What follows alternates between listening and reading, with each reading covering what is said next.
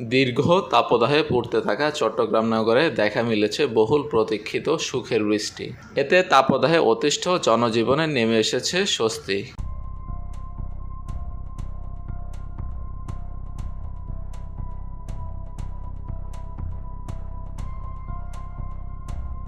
বুধবার বিকেল থেকে চট্টগ্রাম শহরের আকাশে ছিল মেঘের ঘনঘটা। রাতে হাতে গোনা কয়েক ফোঁটা বৃষ্টি পড়ে। এতে সামাজিক যোগাযোগ মাধ্যমে ফেসবুকে বয়ে যায় আনন্দের ঢেউ।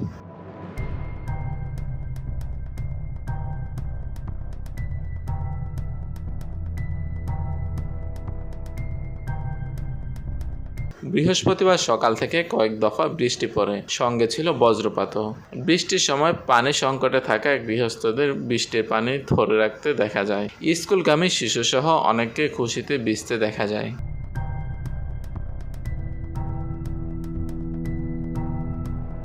Desk report, TBC news.